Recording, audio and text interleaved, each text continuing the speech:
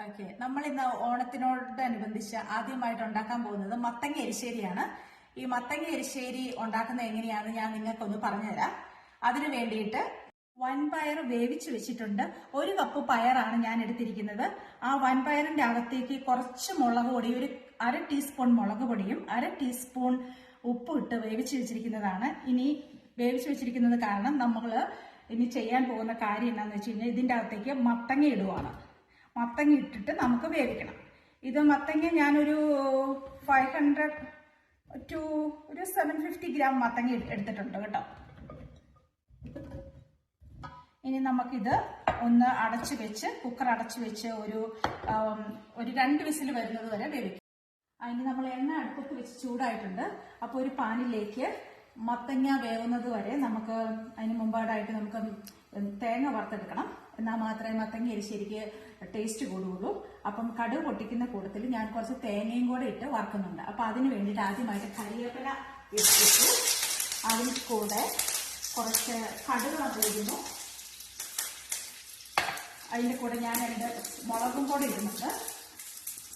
മുളക് ഇടുന്നുണ്ട്. ആ മുളകും കൂടെ ഇട്ടതിന് ശേഷം കടുക് പൊട്ടി വന്നിട്ടുണ്ട്. ഇനി നമ്മൾ കുറച്ച് തേങ്ങയിട്ട് വറക്കാൻ പോവാം.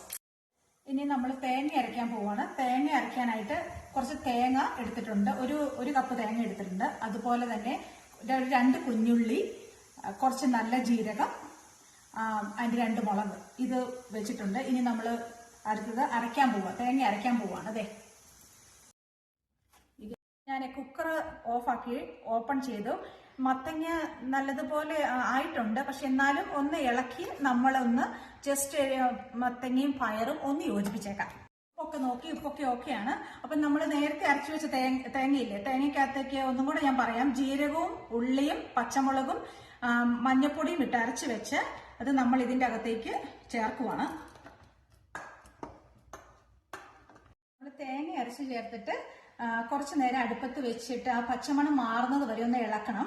അത് കഴിഞ്ഞിട്ട് ഞാൻ ചേർക്കാൻ പോകുന്നത് ഒരു ചെറിയ പീസ് ശർക്കരയാണ്. ഈ ചെറിയ പീസ് ശർക്കര ചേർത്ത് കഴിഞ്ഞാൽ ഇതിന്റെ ഉണ്ടല്ലോ എരിവും പുളിയും പിന്നെ മധുരവും ഉപ്പും എല്ലാം കൂടെ ഒന്ന് ബാലൻസ് ആവും. അപ്പം നല്ല ടേസ്റ്റാണ് കഴിക്കാനായിട്ട്. ഞാൻ ഇവിടെ വന്നതിന് ശേഷമാണ് ഈ ഒരു ടിപ്പ് എന്നോട് പലരും പറഞ്ഞു തന്നത്. സോ അത് കൂടെ ചേർത്ത് ഞാൻ കുക്ക് ചെയ്ത് കഴിയുമ്പോൾ നല്ല ടേസ്റ്റാണ്. അതുകൊണ്ട് അപ്പൊ ഇനി അവസാനമായിട്ട് നമുക്ക് ചേർക്കാനുള്ളത് എന്താണെന്ന് വെച്ച് കഴിഞ്ഞാൽ ഞാൻ കുറച്ച് പച്ചക്കരിവേപ്പിലയും കൂടെ ഇതിന്റെ കൂടെ ഇട്ടിട്ടുണ്ട്. നമ്മൾ തേങ്ങ വറുത്ത് വെച്ചിരുന്നതിന്റെ അകത്തേക്ക്. അപ്പം നമുക്ക് ഇനി അവസാനമായിട്ട് ഈ തേങ്ങ വറുത്ത് വെച്ചിരിക്കുന്നത് ഇങ്ങോട്ട് ഇട്ട് പയ്യെ ഒന്ന് ഇളക്കാം. നമ്മൾ മത്തങ്ങ എരിശ്ശേരിയുടെ എല്ലാ ടേസ്റ്റും വരുന്നത് ഈ തേങ്ങ അരച്ചിടുന്നതിൻ്റെ അകത്താണ്, തേങ്ങ വറുത്തിടുന്നതിൻ്റെ അകത്ത്. അപ്പോൾ വറുത്തിട്ടിട്ടുണ്ട്.